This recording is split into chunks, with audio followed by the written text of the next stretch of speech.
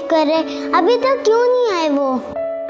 अदनान बाबा आते होंगे, हो सकता है वो फजर आंटी के घर चले गए हों समरा मामा को पिक करने। उन्होंने कहा था कि वो मुझे प्ले लैंड लेके जाएंगे, वो समरा मामा को क्यों पिक करने गए? बुरी बात ऐसे नहीं कहते, फजर आंटी बीमार है ना, इसलिए समरा मामा वहाँ गई हैं। आते होंगे ये लोग। मुझे नहीं मालूम, मैं और मामा कब से उनका इंतजार कर रहे हैं। हमजा, बच्चे को डांटने से बेहतर ये नहीं है कि आप अपने बेटे को समझाती कि अगर वो कमिटमेंट करे तो उसे पूरा तो करे एटलीस्ट। बच्चा वेट कर रहा है। चलो हमजा, खुद ही ले जाएगी मम्मा तुम्हें प्ले लैंड।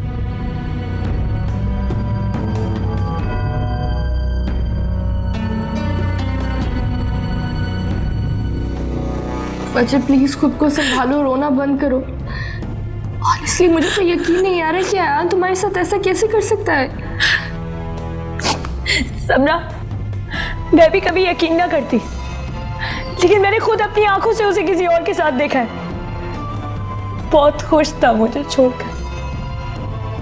फजर, हो सकता है कि कोई गलत फहमी हुई हो, वो तुम्हारे साथ ऐसा नहीं कर सकता। मैं खुद बात करूंगी ना उससे। समरा, ये कोई गलत फहमी नहीं है। कुछ दिनों से हमारे बीच फासले थे, लेकिन मैं ही बेवकूफ थी जो समझ नहीं पाई। हमेशा यही समझती रही कि वो मुझे कभी छोड़ ही नहीं सकता। फजर प्लीज खुद को संभालो, तुम इतनी देर से रो रही हो, रोना बंद करो तुम प्लीज। मुझे छोड़ चुका है।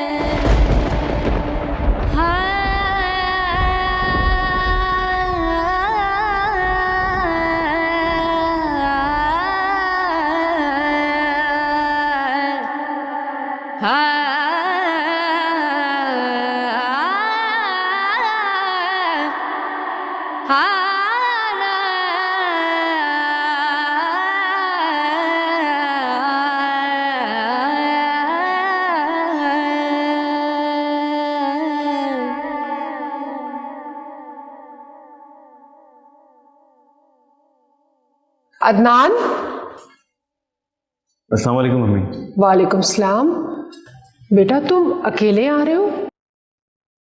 समरा को पिक नहीं किया? क्या मतलब समरा को पिक? कहाँ से, क्यों? बेटा वो शाम को फजर के घर गई थी, मैं तो यही समझी तुम देर से आ रहे हो तो उसको पिक करते हुए ला रहे हो। क्यों, उसने तुम्हें बताया नहीं था? वो गई अपनी मर्जी से, तो जब आना होगा आ जाएगी। आप परेशान मत हो।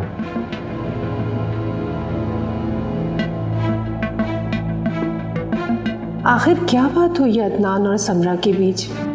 जाते हुए समरा के अंदाज में भी कुछ तलखी सी थी, और अब अदनान भी। मुझे अदनान से पूछना चाहिए।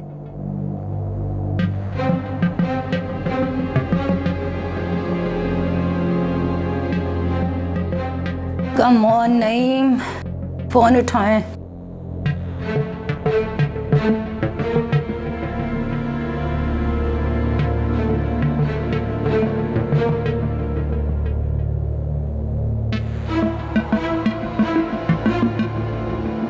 क्या प्रॉब्लम है, क्यों फोन नहीं उठा रहे मेरा?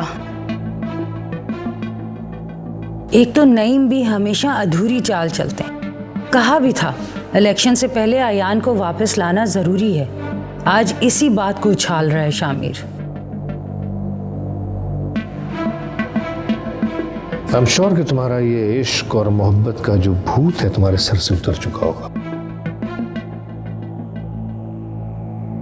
डैड वो मैं, अगर तुम चाहो तो मैं सब कुछ भुला सकता हूँ और तुम्हें तुम्हारा ऐशो आराम, सुकून, सब कुछ लौटा सकता हूं, अगर तुम हमेशा हमेशा के लिए अपने कदम वापसी की तरफ मोड़ लो तो।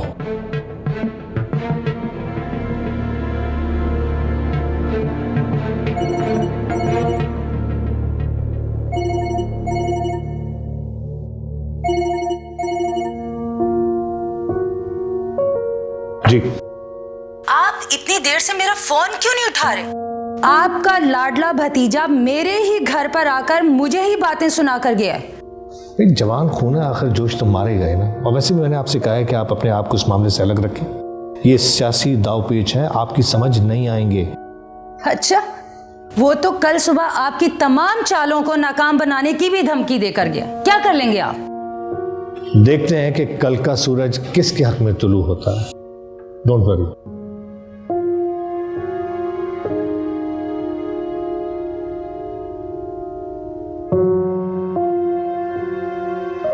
डॉक्टर से मिल के आता हूं।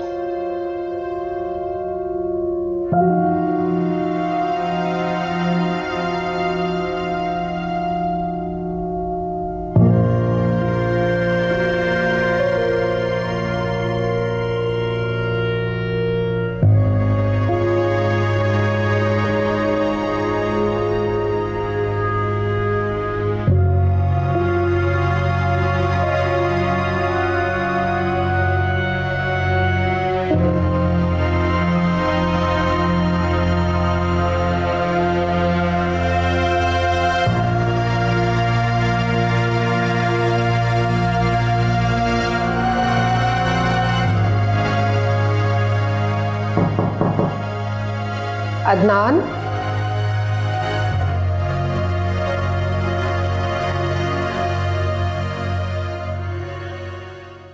क्या बात है बेटा? समरा से बात हुई? कैसी है फजर की तबीयत? मेरी कोई बात नहीं हुई समरा से, और ना ही समरा ने मुझे कॉल की।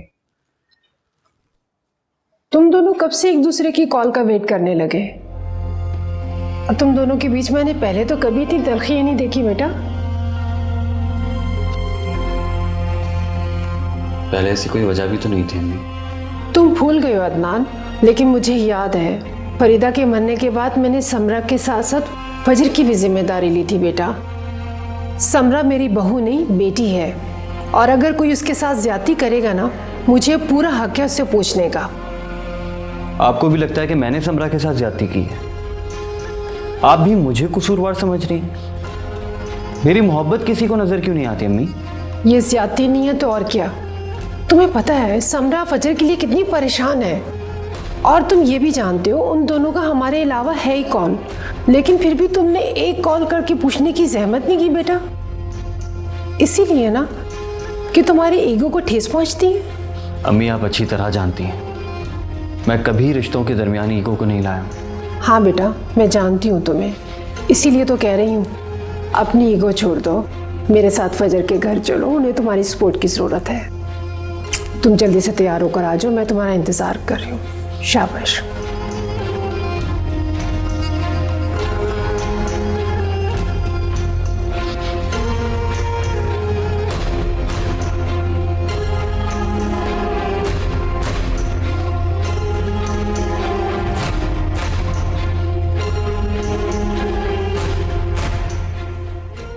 फरीदा के जाने के बाद मैंने हमेशा ये कोशिश की है कि तुम्हें ये एहसास ना होने दूं कि मैं तुम्हारी माँ नहीं, सास हूँ।